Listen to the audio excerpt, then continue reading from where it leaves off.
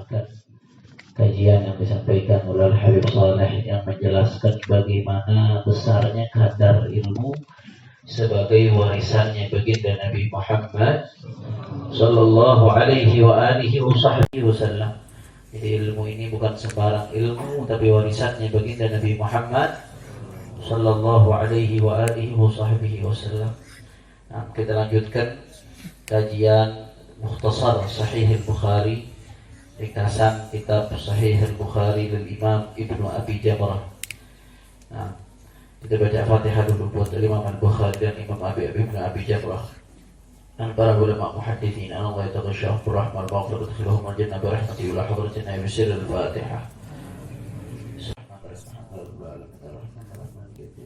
Ya na'budu wa iyyaka nasta'in siratal ladzina an'amta 'alaihim ghairil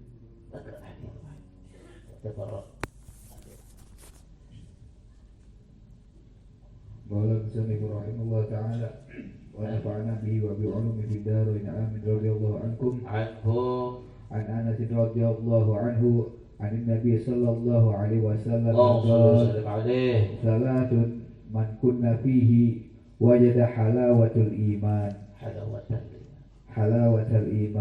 an yakuna Allahu wa rasuluhu ahabba ilaihi mimma siwahuma wa an yuhibbal mar'a la yuhibbuhu illa lillahi azza wa jal wa an yakraha an ya'uda fil kufri kama yakrahu an yuqdhafa fin nar. Bismillahirrahmanirrahim. Alhamdulillahirabbil alamin wassalatu wassalamu ala sayyidil mursalin sayyidina Muhammad wa ala alihi wa sahbihi ajma'in. Wa qul rabbi shrah li sadri wa yassir li wahlul 'uqdatam min lisani yafqahu qawli wa saddid lisani wa hadi qalbi bihaqqin nabiy sallallahu alaihi wasallam wa ala alihi wa sahbihi. Seperti biasa saya terjemahkan hadisnya dulu secara tekstual, baru saya jelaskan. An Anas radhiyallahu anhu, diriwayatkan dari sahabat Anas radhiyallahu anhu, anna nabiyya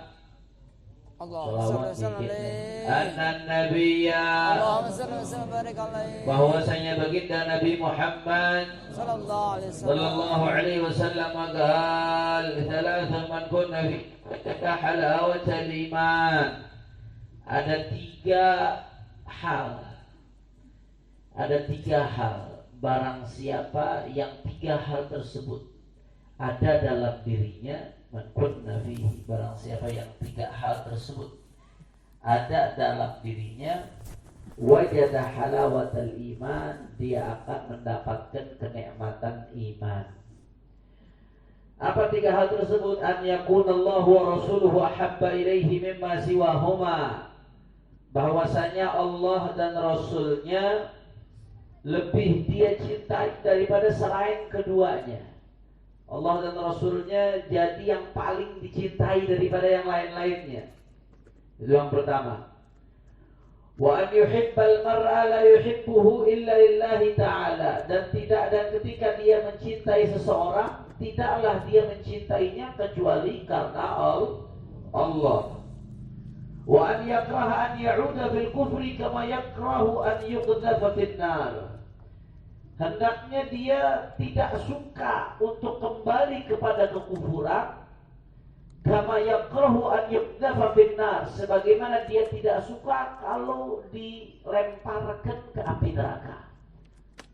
Ahiba'il kiram, di hadis yang kita bahas ini, hadis yang kedua dari Mukhtasar Sahih Al-Bukhari, di sini Rasul sallallahu alaihi wasallam, sallu ala Nabi Muhammad, dibiasakan setiap dengar nama Rasulullah langsung nyetrum lisannya. Yang nyetrum lisannya ketika nyebut nama Rasulullah langsung refleks salawat sama Nabi Muhammad sallallahu alaihi wasallam, berarti orang-orang yang dipilih Allah buat dapat rahmatnya. Udah introspeksi diri masing-masing aja. Sehingga kita merasa khawatir kalau lisan kita gak bergetar ketika disebutkan nama Nabi Muhammad. Apakah saya jangan-jangan yang termasuk yang gak dipilih oleh Allah dapat rahmat? A'udzubillah, amin. Nah, jadi kata Nabi Muhammad sallallahu alaihi wasallam, itu ada tiga hal. Yang mana kalau tiga hal tersebut ada dalam diri kita merasakan halawatul iman, merasakan manisnya iman, ya ikhwan. Nah, jadi dari sini yang pertama bisa kita ambil lah, bahwasanya kata Syekh Ibn Abi Jumrah, beliau punya syarah juga terhadap Mukhtasar ini, Bahjatun Nufus wa Tahalliha bi ma'rifati ma laha wa ma 'alaiha. Nah, syarah Mukhtasar Ibn Abi Jumrah, syarah Mukhtasar Sahih Bukhari. Nah, dari hadis ini berarti Nabi mau mengisyaratkan, kata Nabi, barang siapa yang 3 hal ini ada pada dirinya, maka dia mendapatkan nikmatnya iman. Berarti kata Nabi, secara nggak langsung Nabi pengen jelaskan ke kita, ada nikmat yang ada iman yang mengandung kelezatan, kemanisan. Ada iman yang nggak mengandung rasa manis, rasa lezat. Nah, tentunya ada yang nggak beriman, ada yang beriman. Mudah-mudahan kita termasuk orang yang beriman insya Allah dan mati dalam keadaan iman insya Allah. Nah, tapi di antara orang yang beriman itu secara langsung Nabi ngasih tahu nih ke kita, ada yang iman dan merasakan manisnya iman. Ada yang sekadar iman aja. Dia beriman, ya beriman. Yakin bahwasanya tiada Tuhan selain Allah, ya. Yakin Nabi Muhammad utusan Allah, ya. Yakin bahwasanya Allah menurunkan Rasul-Rasulnya, mengutus Rasul-Rasulnya, Allah punya malaikat-malaikat, Allah punya kitab-kitab, Allah itu punya hari akhir, punya ketetapan baik yang baik atau yang buruk. Ya, betul, dia beriman, yakin. Tapi dia tak merasakan manis dari imannya tersebut. Ya. Makanya kata Ibn Abi Jumrah di sini, iman itu ada 2. Ya, iman ada 2. Ada iman yang pemiliknya sama sekali gak akan masuk ke neraka. Mudah-mudahan kita termasuk mereka insya Allah. Ada iman yang sekedar la yakhrus sahibuhu finnar, atau la yukhallid sahibuhu finnar, la yakhrus sahibuhu finnar. Yang andai kata orang punya iman tersebut, dia gak akan abadi di neraka. Tapi di step dulu, di neraka di step, baru masuk surga. Gak akan abadi tapi di neraka, ujung-ujungnya pasti keluar dari neraka. Jadi iman ada 2 macam itu. Ada yang iman seseorang yang menyebabkan dia sama sekali gak masuk ke neraka. Ada yang kedua, iman seseorang yang menyebabkan dia tidak akan abadi di neraka, tapi tetap dicuci dulu di neraka. Na'udzubillah min dzalik. Sallallahu alaihi wasallam. Maka iman yang pertama tadi yang pemilik iman tersebut tidak akan masuk neraka siapa? Ini nih. Maka nabil halawah. Iman yang menghasilkan rasa manis bagi orang yang memiliki iman tersebut. Iman yang ada rasa manisnya, rasa lezatnya, rasa nikmatnya, itu iman yang insya Allah orang yang memiliki iman itu masuk neraka aja gak bakal. Mudah-mudahan itu termasuk yang itu insya Allah. Nah, tapi iman yang kedua yang tadi, ya, dia punya iman. Dengan iman itu dia gak akan abadi di neraka, tapi dicuci dulu di neraka. Ujung-ujungnya bakal masuk surga. Mau kayak begitu, mau. Kesundut rokok aja lompat-lompatan, apalagi dicuci dulu di neraka. Na'udzubillah min. Yang seperti ini mana apa? Yang bighair halawah, yang tanpa rasa manis, tanpa rasa kelezatan, tanpa rasa kenikmatan, sekedar meyakini tiada Tuhan selain Allah dan Nabi Muhammad utusan Allah dengan rukun-rukun iman lainnya. Sekedar sampai situ selesai. Tidak merasakan kenikmatan dan kelezatan beriman kepada Allah Subhanahu wa ta'ala. Karenanya kita kan tentunya pengen bagaimana supaya kita merasakan kelezatan iman, sehingga kita termasuk golongan orang-orang yang beriman dan merasakan kelezatan sehingga nggak nyicipin panasnya api neraka. Amin ya Allah. Maka bagaimana caranya? Kata Nabi ini ada 3 hal. 3 hal ini ada dalam dirimu, maka kamu akan merasakan lezat dan nikmatnya beriman kepada Allah Subhanahu. Apa saja 3 hal tersebut? Yang pertama, tadi kata Nabi, an yakunallahu wa rasuluhu ahabba ilaihi mimma siwahuma. Hendaknya dia lebih cinta kepada Allah dan Rasulnya daripada cinta kepada yang lainnya. Artinya apa? Kalau cinta itu pasti taat. Kalau cinta itu pasti mendahulukan. Kita tentu akan mendahulukan yang kita cinta dari yang lain.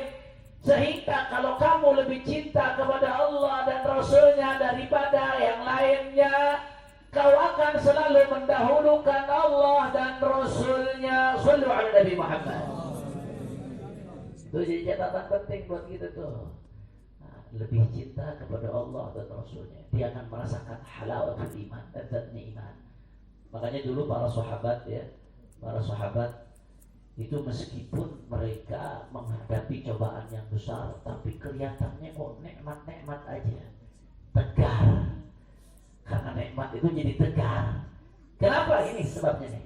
Karena dia lebih cinta kepada Allah dan Rasulnya dari yang lain, sehingga merasakan halawatul iman, lezatnya iman. Contoh, Sayyidina Bilal bin Rabah radhiyallahu anhu, sahabat Rasulullah sallallahu alaihi wasallam. Ya, bagaimana kita udah sering dengar cerita Sayyidina Bilal bin Rabah ketika ketahuan masuk Islam sama majikannya, direbahkan di rombok di tanah yang panas di hari yang begitu panas.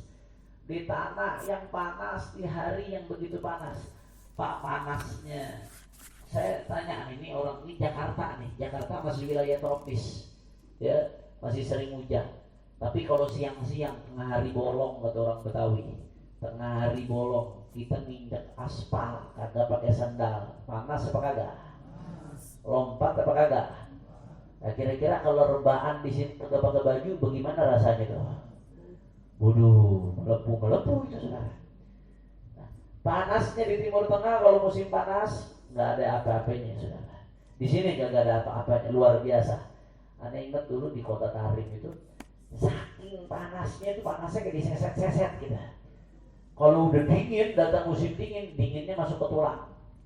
Jadi kita kalau musim dingin, Habib Idrus juga beliau belajar di Tarim. Ya kita kalau naik motor tuh musim dingin, ya, kuping kita selain pakai jaket tebal, kita kalau naik motor kuping kita tuh kita tutup pakai sorban yang tebal, dililit. Kayak jenazah kalau dililit tuh supaya gak mangap. Nah kuping kita dililit pakai sorban yang tebal. Kenapa? Soalnya nyobain subuh-subuh naik motor musim dingin kagak pakai dililit, itu kuping kita kayak es jadinya.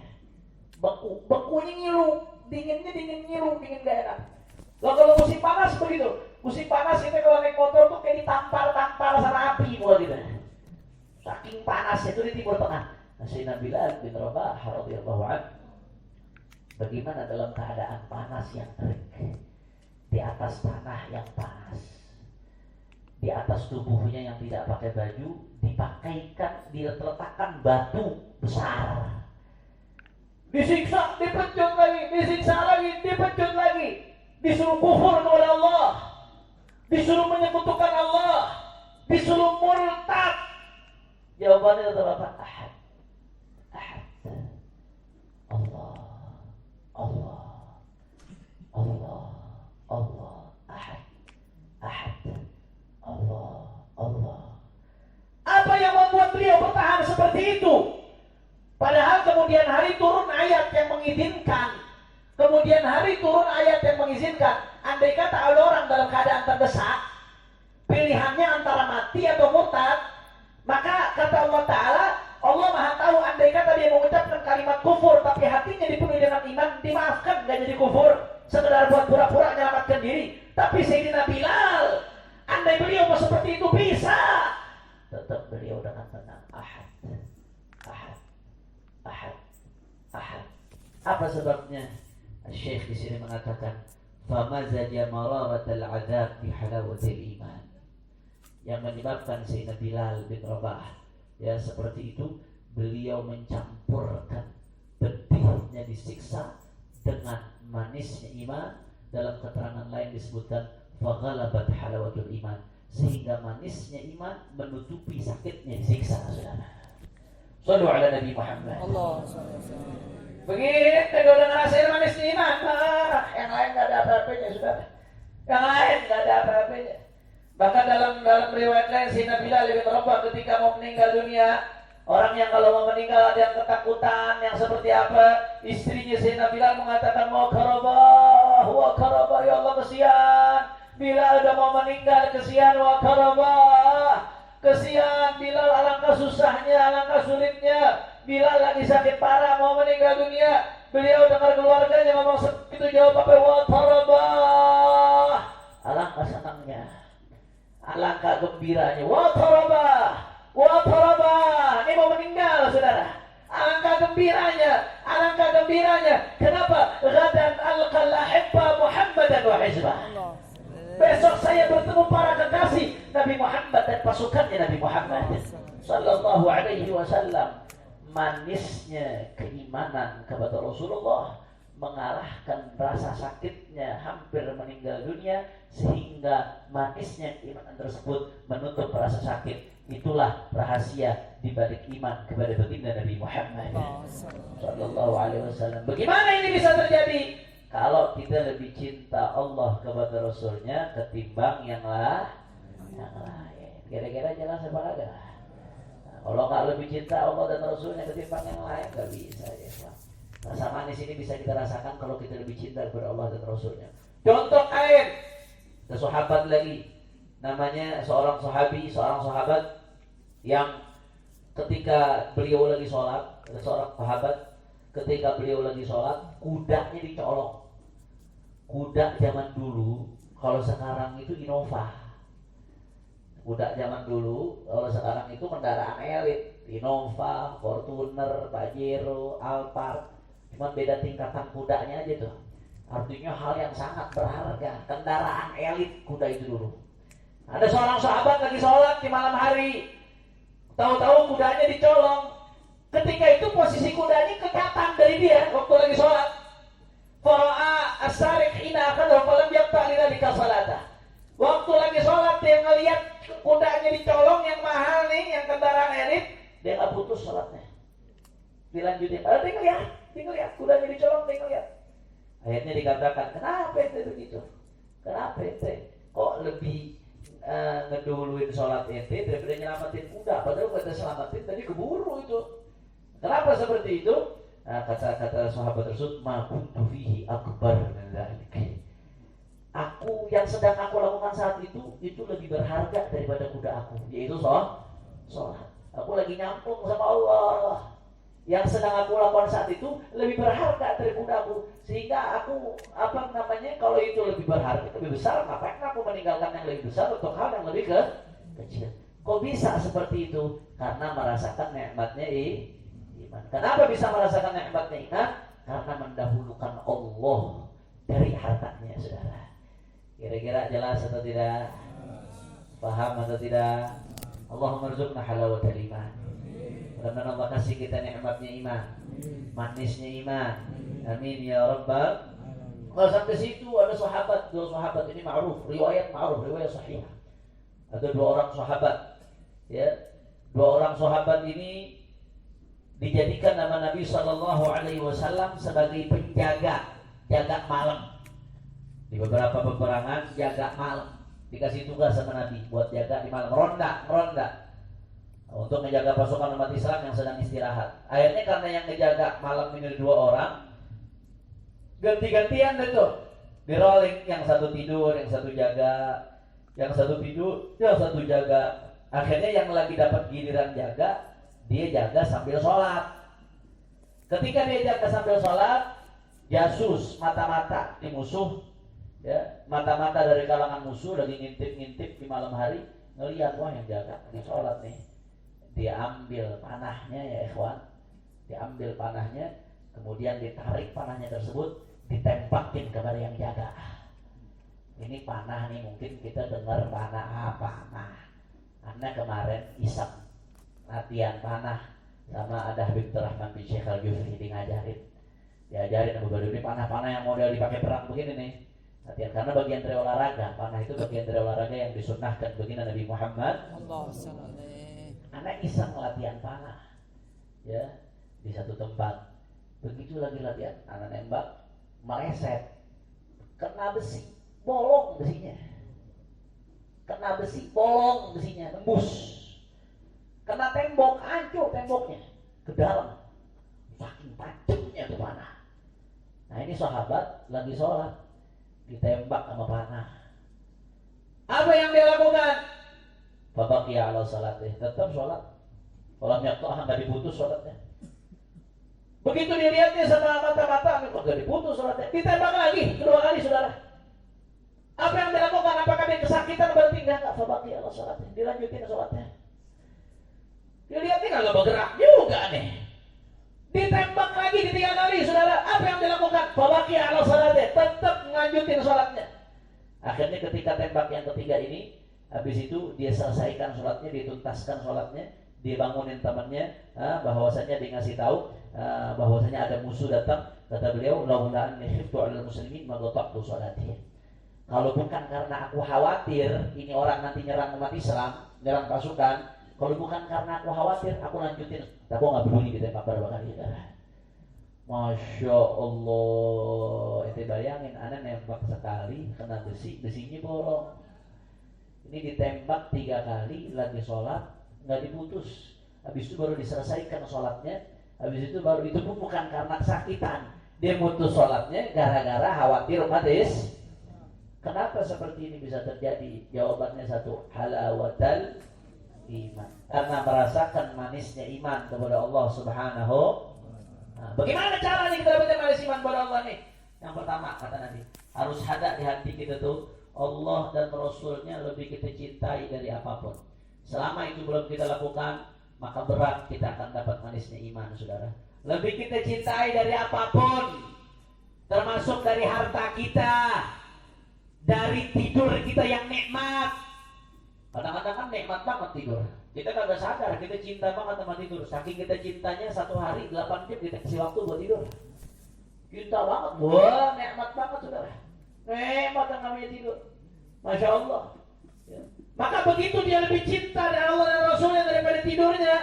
Di tengah malam dia bangun, di tengah letihnya, di tengah susahnya, di tengah nikmatnya tidur dia bangun saudara.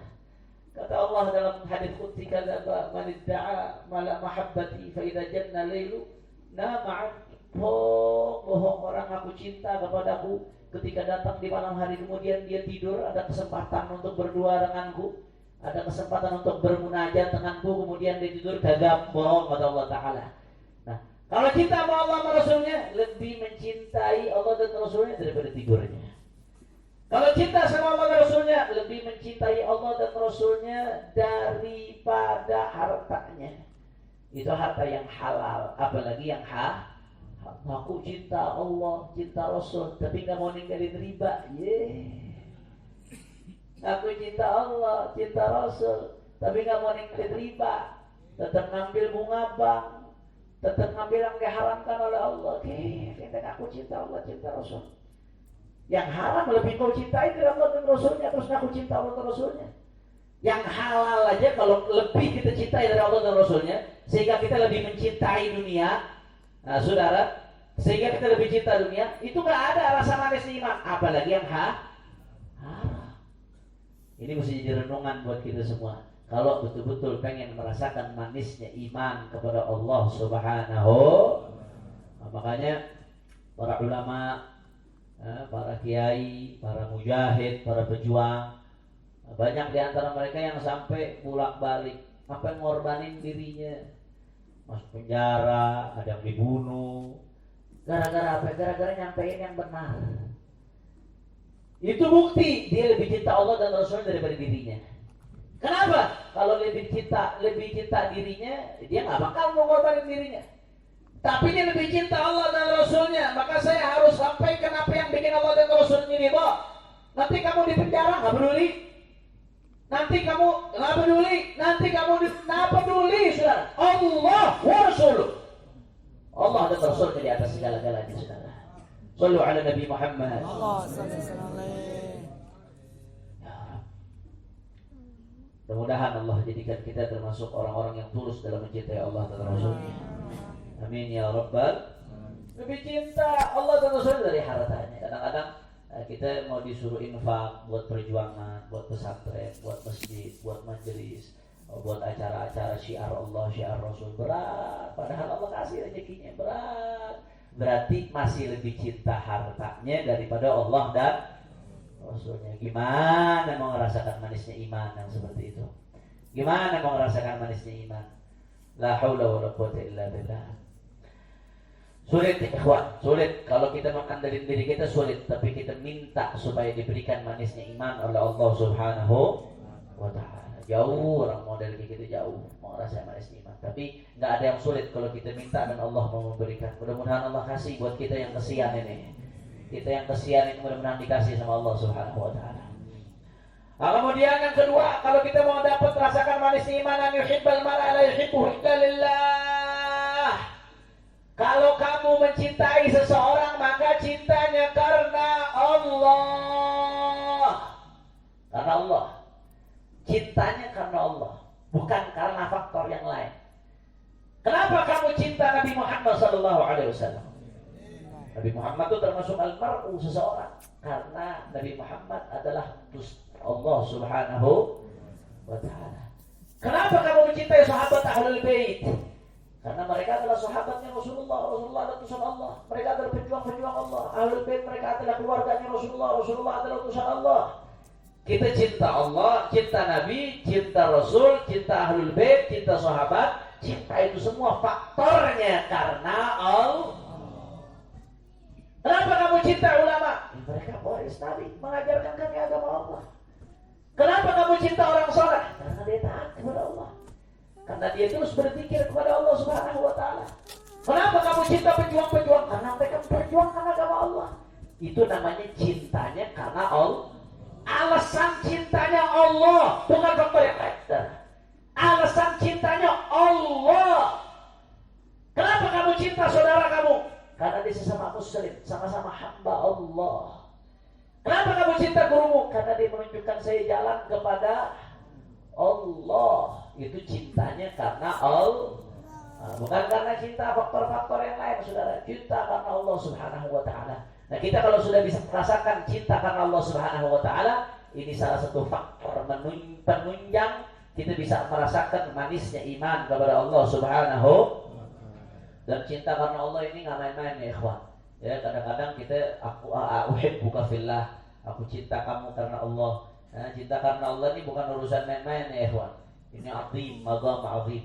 Di dalam Ihya ini diambil dari Sahih Muslim, diriwayatkan ya, dalam hadis lain Nabi Muhammad SAW bersabda, inna rajulan zara akhan lahu fillah fa arsadallahu lahu malakan faqala aina turid uridu an azura akhi fulanan faqala li hajah lak indah qala la qala li qarabatin bainak wa bainah qala la fa bi ni'matin lahu indak qala la qala fa bima qala uhibbuhu fillah qala fa inna Allah ta'ala arsalani ilayka akhbiruk bi annahu yuhibbak wa bi annahu yuhibbak bi hubbika iyyah wa qad awjabaka lakal jannah.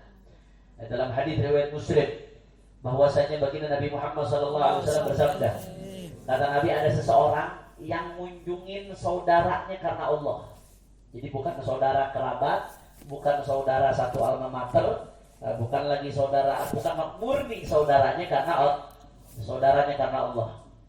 Akhirnya Allah ngutus malaikat. Malaikat tanya, aina turid? Kata malaikat, ente mau kemana? Dia bilang, uridun azura akhi fulan, aku mau berkunjung ke saudara saya fulan. Lihajah lak inda, ente mau ke dia ngapain? Ente punya urusan sama dia, ente ada hajat sama dia? Galala. Ditanya malaikat, dia kata, la, enggak, saya enggak punya urusan apa-apa sama dia. Gali garabatin bainak wa bainah. Kata malaikat, apakah dia saudara ente sehingga ente mau datang ke dia? Galala, enggak, bukan. Saya bukan saudara dia. Qala fa bi ni'matin lahu indak. Apakah dia punya jasa sama kamu? Dia pernah ngasih kamu satu kenikmatan sehingga kamu mau datang ke dia, mungkin terima kasih dan lain sebagainya. Lah, enggak, dia enggak pernah ngasih apa ke saya, enggak. Tapi mah terus gara-gara apa ente mau datang ke saudara ente itu? Ente mau kunjungan ke dia gara-gara apa? Uhibbuhu fillah. Aku cinta dia karena Allah. Bas itu alasannya, karena saya cinta dia sama karena Allah. Mungkin karena dia sesama muslim, sama-sama mukmin, sama-sama mengesahkan Allah Subhanahu wa taala, sama-sama umatnya Nabi Muhammad sallallahu alaihi wasallam. Apa kata malaikat? Fa innallaha ta'ala arsalani ilaik yukhbiruk bi annahu yuhibbuk bi hubbika iyyah faqad awjaba lakal jannah. Kata malaikat, ketahuilah saudaraku, ketahuilah wahai hamba Allah, Sesungguhnya kata malaikat, Allah mengutus aku secara khusus untuk ngabarin kamu. Apa yang dikabarin? Bahwasanya Allah cinta kepadamu dengan sebab kamu cinta kepada saudaramu. Waqad aujaba laka jannah, dan gara-gara cinta ini dan gara-gara kecintaan Allah kepadamu, sebab cintamu kepada saudaramu, aujaba laka jannah, Allah mewajibkan untukmu surganya Allah Subhanahu wa taala. Masya Allah. Makanya nggak sembarangan ya ikhwan, nggak sembarangan, luar biasa. Cinta kepada saudara kita sama muslim karena Allah, sesama muslim saja karena Allah, itu nggak main-main. Itu menjadi penyebab cintanya Allah kepada dia. Kalau Allah udah cinta kepada dia, maka surga buat dia. Apalagi kalau yang dicintain ulama, apalagi kalau yang dicintain orang-orang soleh, apalagi kalau yang dicintain ya orang-orang yang berjasa buat dia, apalagi yang kalau dicintain orang tuanya, apalagi lagi nggak kebayang saudara. Tapi yang jelas harus motifnya cinta karena Allah Subhanahu. Kira-kira jelas atau tidak? Makanya Nabi SAW dalam hadis, "Awthaqa nurul iman al-hubbu fillah wal bughdhu fillah." Termasuk tali iman yang paling kuat apa? Al-hubbu fillah, cinta karena Allah. Wal bughdhu fillah, dan benci karena Allah. Nah, jadi Islam ini nggak salah juga kalau ada yang mengatakan Islam nggak pernah mengajarkan kebencian. Kata siapa ente? Padahal Islam nggak pernah mengajarkan kebencian. Islam itu mengajarkan kita cinta kepada Allah dan benci karena Allah. Cinta karena Allah, benci karena Allah. Cinta pada waktunya cinta. Cinta orang-orang yang kau didorong untuk mencintainya karena motif urusan perintah Allah. Orang soleh, orang baik, sama muslim, ya, orang-orang yang satu majelis, orang-orang yang motif cintanya karena Allah. Tapi di sisi lain, kau ngajarin kita juga benci. Tapi kalau kamu benci, bencilah karena Allah, bukan karena faktor kesukuanmu, bukan karena faktor duniamu, bukan karena faktor hawa nafsumu, bukan karena faktor emosimu, bukan. Tapi kalau kamu harus benci, bencilah juga karena Allah itu bagaimana? Lihat ada orang yang maksiat, mabok-mabokan, jangan ente senang, jangan ente ikut dukung. Lihat orang maksiat, oh kita di Islam, agama rahmatan alamin, ada yang mabok tambahin 1 botol kira-kira. PA namanya loh. Nah begitu, Islam adalah benci, bunuh fillah. Dalam konteks seperti itu tunjukkan kebencianmu, kamu nggak suka dia mabok, kamu nggak suka orang yang mabok. Benci sama orang yang mabok, tapi benci bukan karena dia sebagai manusia, benci karena maboknya. Maka bagaimana cara kita menunjukkan? Ajak dia kembali ke jalan Allah Subhanahu wa ta'ala. Kira-kira jelas atau tidak? Nah, jadi keliru kalau ada yang mengatakan Islam itu nggak mengajarkan kebencian. Kata siapa? Islam itu mengajarkan cinta pada tempatnya, benci pada tempat. Makanya berapa banyak ayat di Al-Quran yang ngajarin kita untuk benci kepada kebohongan, benci kepada kezaliman, benci kepada perampokan, benci kepada pencurian, benci kepada minuman keras, benci kepada kekufuran. Ya Al-Quran ngajarin kita buat benci itu semua. Al-Quran ngajarin kita buat ngindarin itu semua ya kawan. Jadi gak benar kalau dikatakan Islam itu tidak mengajarkan kebenci. Salah. Islam itu mengajarkan cinta pada tempatnya, benci pada tempatnya. Kira-kira sampai sini jelas atau tidak? Jelas atau tidak? Kira-kira dengan korupsi benci atau cinta? Benci atau cinta? Kalau benci lu aur-aur sama duit lu di tempat pejabat. Kalau cinta, kita benci. Sama kemaksiatan benci atau cinta? Sama kezaliman benci atau cinta? Sama minuman keras benci atau cinta? Sama narkoba benci atau cinta? Nah, benci seperti itu namanya benci karena Allah Subhanahu wa ta'ala. Tapi sebaliknya, sama segala kebaikan benci atau cinta? Itu namanya cinta karena Allah Subhanahu wa ta'ala. Nah, kira-kira sampai sini jelas atau tidak? Paham atau tidak? Insya Allah. La ilaha illallah. La ilaha illallah. Makanya jangan sembarangan letakkan cintamu. Nah, jangan sampai cinta kamu diletakkan di alamat yang salah. Hati-hati. Itu bisa menyebabkan hilangnya kenikmatan iman. Nah, bagaimana mau merasakan nikmatnya iman yang dia cintai orang-orang yang dahinya nggak pernah sujud kepada Allah? Bagaimana dia mau merasakan nikmatnya iman yang dicintai orang-orang yang setiap hari kumpul kebo, orang yang setiap hari nggak kenal akhlaknya Nabi Muhammad SAW? Makanya hati-hati saudara. Konsekuensi cinta benci ini besar. Apa? Kamu bisa merasakan manisnya iman atau tidak? Jangan salah letakkan cintamu. Letakkan cintamu di tempat yang benar. Cintai orang-orang yang dicintai oleh Allah, dan bencilah orang-orang yang dibenci dan dimurkai oleh Allah Subhanahu wa ta'ala. Andai pun kita harus cinta kepada orang-orang yang melakukan kemaksiatan, cintai mereka dari sisi bagaimana caranya kita menarik mereka kembali kepada Allah. Kesian, jangan sampai mereka terposok ya dalam murkanya Allah Subhanahu wa ta'ala. Mudah-mudahan Allah jaga diri kita, keluarga kita dari kemaksiatan, insyaallah.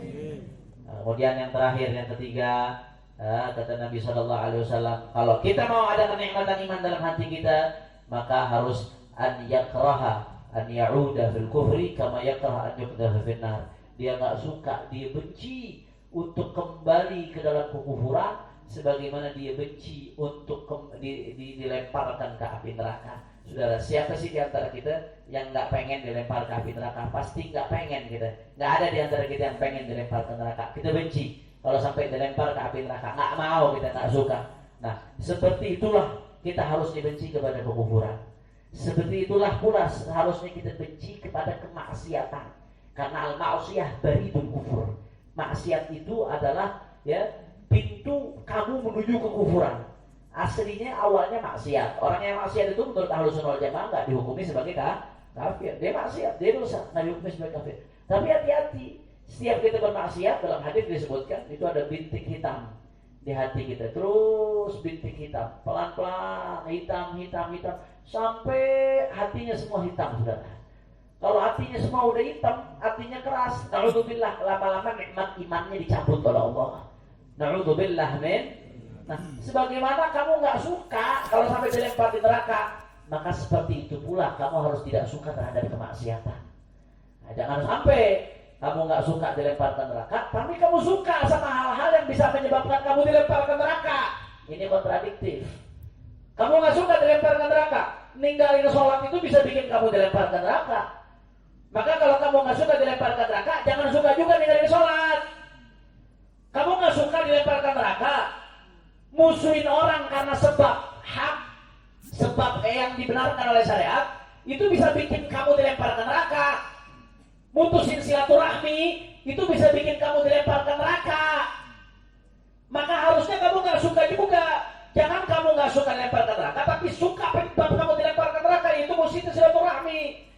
Kamu gak suka dilempar ke neraka, maka kamu jangan berbuat zalim. Karena perbuatan zalim itu bisa membuat kamu dilempar ke neraka. Kontradiktif. Kalau kamu nggak suka dilempar neraka, tapi kamu cinta penyebab kamu dilempar ke api neraka. Na'udzubillah min. Nah, kira-kira sampai sini jelas atau tidak? Makanya ada doa yang diajarkan oleh Nabi Muhammad SAW. Dan sering-sering kita baca doa ini. Apa doanya? Allahumma habbib ilainal iman. Ini doa diajarkan oleh Nabi. Allahumma habbib ilaina al-iman wa zayyinhu fi qulubina wa karrih ilaina al-kufra wal fusuqa wal usyan waj'alna minar rasyidin. Ini doa diajarkan oleh Nabi Muhammad SAW. Allahumma habbib ilaina al-iman, ya Allah, ya tanamkan di hati kami rasa cinta kepada keimanan dan segala hal yang menopang keimanan.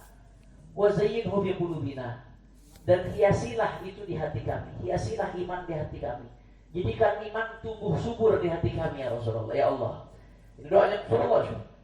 Wa karrih ilaina al-kufra wal fusuqa wal usyan, dan jadikan kami orang yang benci kepada kefasikan, benci kepada kemaksiatan, benci kepada kekufuran, sehingga kalau sudah benci akan menjauh.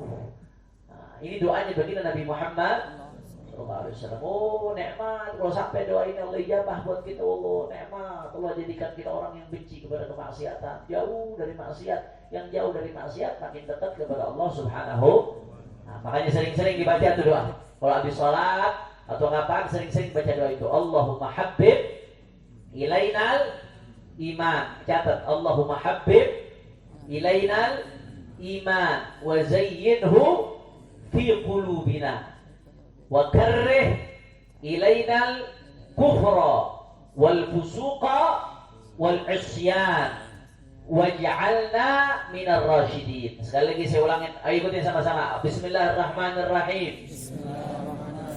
Allahumma habib ilaina al-iman wa zayyinhu fi qulubina wa karrih ilaina al-kufra wal fusuqa wal isyan waj'alna minar rasyidin. Amin ya rabbal alamin. Allah takmin nikmat di hati kita. Allah berikan kita nikmatnya iman. Allah berikan kita nikmatnya ibadah kepada Allah. Allah jadikan hati-hati kita hati yang jauh dari kemaksiatan, hati yang jauh dari kelalaian, hati yang jauh dari dosa, yang menjauh dari dosa. Dan mudah-mudahan di zaman yang rusak ini kita doa juga, mudah-mudahan anak-anak kita Allah jaga imannya, keturunan kita Allah jaga imannya. Mudah-mudahan keturunan kita Allah jaga dari berbagai macam kemaksiatan, dari berbagai macam fitnah. Mudah-mudahan keturunan kita Allah jaga dari perzinahan, Allah jaga mereka dari minuman keras, Allah jaga mereka dari pornografi, Allah jaga mereka dari hal-hal yang bisa merusak mereka. Mudah-mudahan keturunan kita, keluarga kita, orang-orang yang kita cintai dijadikan orang-orang saleh, orang yang merasakan nikmatnya iman, orang yang merasakan nikmatnya Islam, orang yang cinta kepada majelis, orang yang dekat kepada majelis, orang yang cinta kepada ulama. Amin ya Rabbal Alamin. Ini saja yang saya sampaikan pada kesempatan ini, dan alhamdulillah kita bersyukur kepada Allah. Saudara saya kakak ipar dari Habib Soleh, yaitu Habib Bahar, baru saja bebas. Alhamdulillah. Begitu juga sebelumnya imam besar kita Sayyidul Walid Al-Habib Rizik Syihab. Mudah-mudahan kapan-kapan beliau bisa mampir ke majelis ini insyaallah. Amin ya Rabbal Alamin. Beliau juga baru bebas, dan semua kita doain ulama-ulama yang mudah-mudahan dijaga oleh Allah Subhanahu wa taala, dilindungi oleh Allah Subhanahu wa taala. Mudah-mudahan Indonesia dijadikan baldatun thayyibatun wa rabbun ghafur. Mudah-mudahan Indonesia dijauhi dari segala mara bahaya musibah. Dijadikan pemimpin yang adil, pemimpin yang amanah, pemimpin dan aparat yang takut taat kepada Allah Subhanahu wa taala. Amin ya rabbal. Seperti biasa sebagai penutup sama-sama kita baca Dzikrul Jalalah lil Habib Umar bin Abdurrahman Al-Attas. Kita baca yang khusyuk, yang khudu. Tapi sebelumnya saya mau ingatkan semua jamaah majelis Allah, begitu juga majelis-majelis yang lainnya, saya mau ingatkan. Yang pertama, saya mau undang insyaallah pada hari Ahad 11 September 2022. Ahad 11 September 2022, hari Ahad sore, insyaallah akan diadakan haul guru kami Murabbi Arwahina wa Ajsadina Abuya Al-Habib Hasan bin Ahmad Baharun, pendiri Pondok Pesantren Darul Lughah wa Da'wah. Tempat saya belajar, Habib Soleh belajar, dan banyak ulama-ulama besar seluruh Indonesia jebolan alumni Pondok Pesantren Darul Lughah wa Da'wah, atau dikenal dengan Dalwa Bangil. Insyaallah haulnya kapan? Hari Ahad. Tanggal berapa? 11 September. Di Istiqlal. Di Istiqlal. Makanya jam berapa Habib? Datang sebelum maghrib. Karena kalau udah maghrib, kita mulai maghrib, selesai jam 10 insyaallah. Jadi datang sebelum maghrib supaya dapat tempat. Saya khawatir kalau datang habis maghrib nggak dapat tempat, khawatirnya nanti. Insyaallah mudah-mudahan bisa hadir. Siap hadir atau tidak? Siap ramaikan? Siap syiarkan? Takbir. Sallu ala Nabi. Allahumma shalli wa sallim. Ajak kampung baru kalau bisa tuh hari kosongin dulu, pindah ke Istiqlal insyaallah. Ya, rame-rame umumkan, ajak di masjid-masjid, di musola diumumkan. Tetangga-tetangganya, anak-anak kita ajak. Insya Allah dihadiri para alim ulama dari Sabang sampai Merauke. Insya Allah mudah-mudahan kita dapat keberkahannya beliau insya Allah. Amin ya rabbal. Nah, kemudian yang kedua, saya pengen ingatkan, kita kan biasanya taklim malam Sabtu pertama ya, biasanya Sabtu pertama. Nggak pakai diundang lagi, udah langsung malam Sabtu pertama sebarkan, siarkan, ajak saudara-saudara kita. Tapi khusus Pak, itu jatuhnya bukan malam Sabtu pertama. Khusus bulan ke depan jatuhnya 30 September. Nah, jadi masih akhir bulan ini. Jadi saat tanggal satunya 1 Oktober itu Maulid Majelis Al-Bahjah. Nih Ibu tahun di Kelapa 2 atau di Roblong lagi? Oh di Kelapa 2. Itu 1 Oktober. Rame-rame semuanya harus hadir majelis Allah. Insya Allah. Nah, kita majelis untuk bulan depan dicatat 30 September.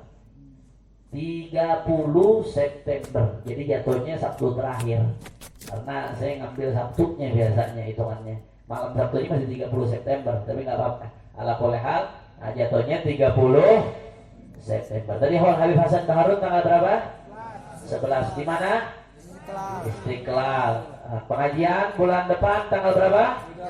30 September. Insya Allah. Mudah-mudahan Allah kasih kita panjang umur, sehat walafiat, taufik hidayah untuk bisa hadir. Nah, sama-sama ikuti saya, kita baca Dzikrul Jalalahnya Habib Umar bin Abdurrahman Al-Attas. Baca dari hati, apalagi ketika membaca Allah, Allah, Allah. Bayangkan nama siapa yang lagi kita sebut, nama siapa yang lagi kita panggil, dan itulah yang bisa menyelesaikan semua urusan.